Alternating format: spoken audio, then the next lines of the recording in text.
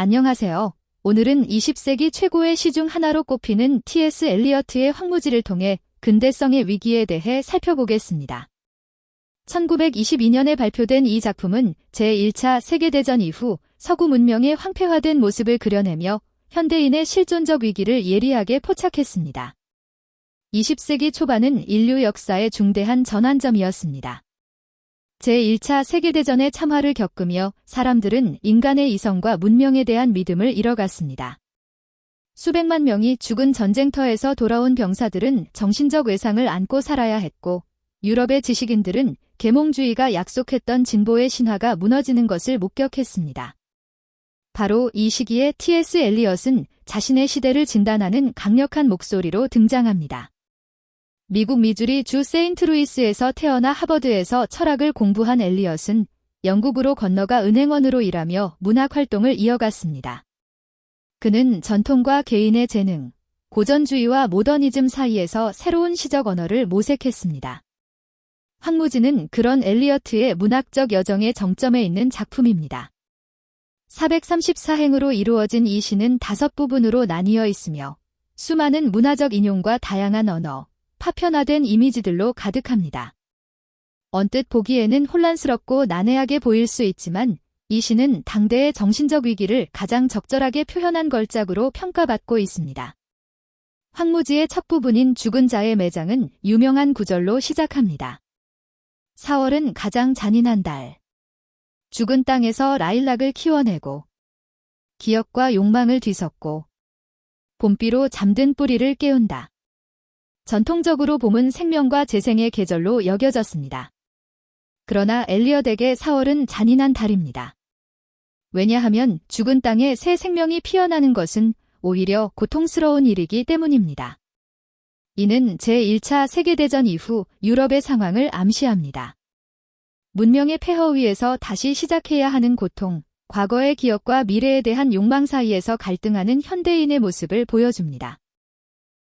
이어서 등장하는 다양한 인물들인 리투아니아에서 온 귀족 부인, 점쟁이 소소스트리스 부인, 히아신스 소녀는 모두 불안과 절망, 단절의 상태에 놓여 있습니다. 특히 눈에 띄는 것은 황무지의 풍경입니다. 돌과 마른 나무뿌리만 있는 불모의 땅, 고인 물도 사막도 없는 곳, 이것이 바로 엘리엇이 그린 현대 문명의 모습입니다. 제1부는 얼레알 시티, 즉 비현실적인 도시의 이미지로 마무리됩니다. 런던 다리를 건너는 수많은 사람들, 그들은 죽었지만 그 사실을 알지 못합니다.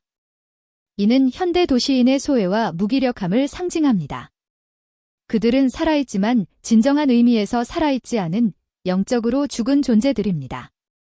황무지의 두 번째 부분인 체스게임은 현대인의 삶에서 나타나는 소통의 부재와 관계의 단절을 보여줍니다. 화려한 방에 앉아있는 여인의 모습으로 시작하는 이 부분은 곧 부부간의 대화로 이어집니다. 신경이 오늘 아주 날카로워요. 머리가 아프고 말도 안 돼요? 뭐라고 생각하세요? 뭘 생각하는지 전혀 모르겠어요. 뭘 생각해요? 이 대화는 겉으로는 대화의 형식을 갖추고 있지만 실제로는 서로 연결되지 않는 독백에 가깝습니다. 두 사람은 물리적으로는 같은 공간에 있지만 정신적으로는 완전히 단절되어 있습니다. 이는 현대 사회에서 점점 더 심화되는 소외와 고립의 문제를 보여줍니다. 이어서 등장하는 리스트리스의 술집 장면은 더욱 직접적으로 소통의 불가능성을 드러냅니다. 술에 취한 사람들의 대화는 파편적이고 단절적입니다. 특히 제1차 세계대전에서 돌아온 군인 알버트와 그의 아내 릴의 이야기는 전후 사회의 도덕적 혼란을 암시합니다. 황무지의 두 번째 부분은 소통의 실패, 인간관계의 피상성, 그리고 현대사회에서 점점 더 뚜렷해지는 도덕적 공허함을 강조합니다. 엘리엇은 이를 통해 근대성이 약속했던 개인의 자유와 행복이 실제로는 고립과 소외로 이어졌음을 비판합니다. 황무지의 세 번째 부분인 불의 설교는 템즈 강가의 풍경으로 시작합니다. 한때 영국의 영광을 상징했던 템즈강은 이제 쓰레기와 오물로 오염되어 있습니다. 이는 현대 문명의 타락과 영적 황폐화를 상징합니다. 불의 설교 부분은 또한 물과 불의 이미지를 통해 정화와 파괴, 죽음과 재생의 가능성을 암시합니다. 엘리엇은 겐지스강과 불교의 설교를 인용하며 동양적 영성에 관심을 보이기도 합니다. 이는 서구 문명의 위기에 대한 대안으로서 동양의 정신적 가치를 탐색하는 모습으로 볼 수 있습니다. 황무지의 네 번째 부분인 수중의 죽음은 가장 짧지만 매우 중요한 상징을 담고 있습니다. 페니키아 선원 플레바스의 죽음을 그린 이 부분은 죽음과 재생의 양면성을 암시합니다. 14밤 동안 조류에 휩쓸리며 그는 자신의 젊음과 나이를 잊었다. 소용돌이 속으로 들어가 이방의 이익과 손실을 생각했다. 물속에서의 죽음은 종종 정화와 재생의 의미를 지닙니다. 그러나 여기서 플레바스의 죽음은 단순한 개인의 죽음을 넘어 문명의 순환적 운명을 암시합니다. 고대 페니키아 문명은 한때 번영했지만 결국 몰락했습니다. 엘리엇은 이를 통해 현대 서구 문명의 미래를 암시하는 듯합니다. 또한 이 부분은 당신도 나였고 나도 당신이었어요라는 구절로 끝나며 인간 존재의 보편성과 연결성을 암시합니다.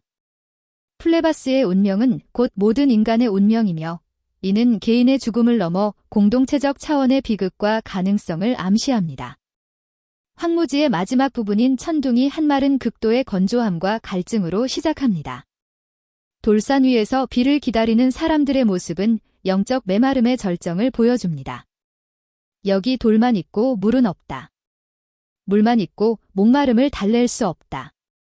길 위에는 바위밖에 없다. 산 위로 굽이진 길은 바위뿐. 물이 있다면 바위 사이에도 물이 있을 텐데.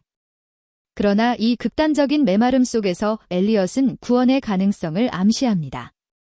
천둥 소리와 함께 비가 내리기 시작하고 산스크리트어 다타, 다야담, 다마타라는 세 가지 명령이 등장합니다.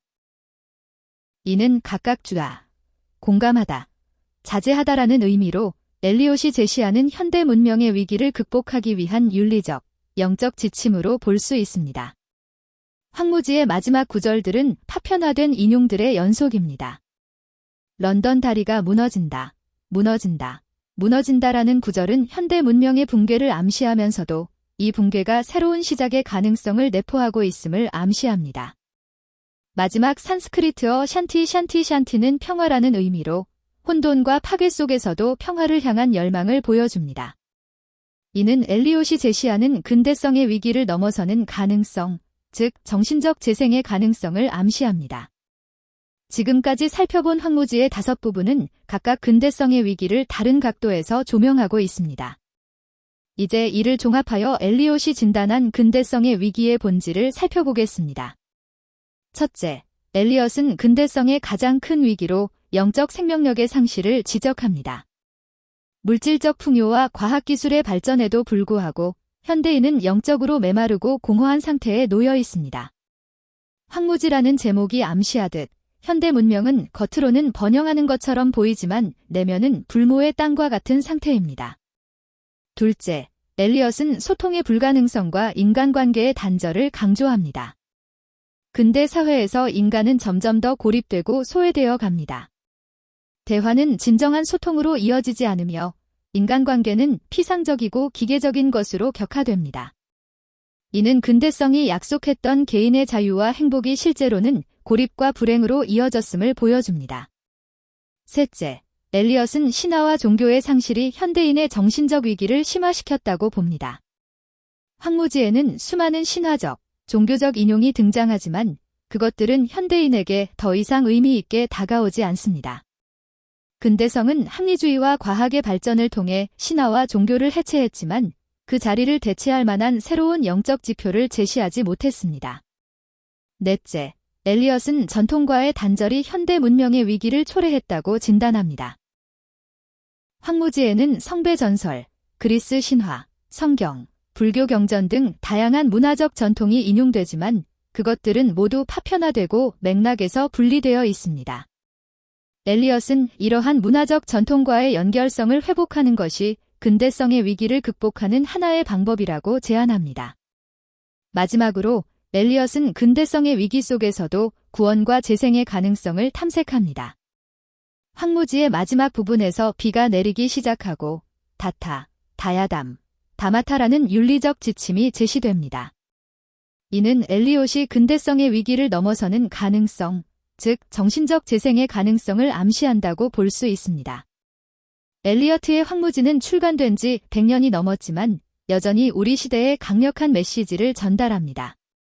오늘날 우리는 엘리엇이 살았던 시대보다 더 발전된 기술과 물질적 풍요를 누리고 있지만 그가 진단했던 근대성의 위기는 더욱 심화된 형태로 나타나고 있습니다.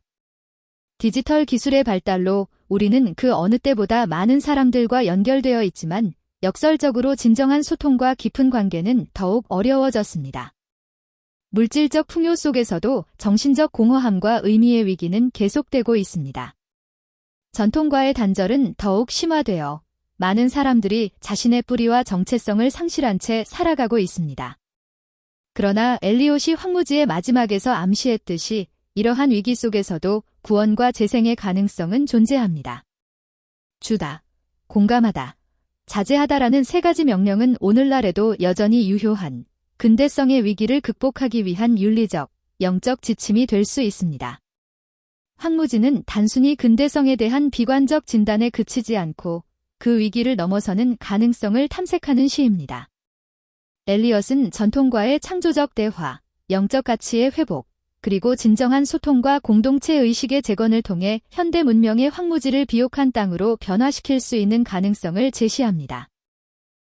오늘 우리가 황무지를 다시 읽는 것은 단순히 과거의 문학 작품을 감상하는 것이 아니라 우리 시대의 위기를 더 깊이 이해하고 그것을 넘어서는 가능성을 모색하는 작업입니다.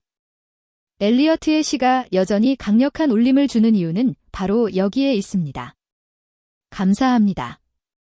오늘 T.S. 엘리어트의 황무지가 보여주는 근대성의 위기에 대해 함께 생각해보는 시간이었습니다. 다음 시간에 또 뵙겠습니다.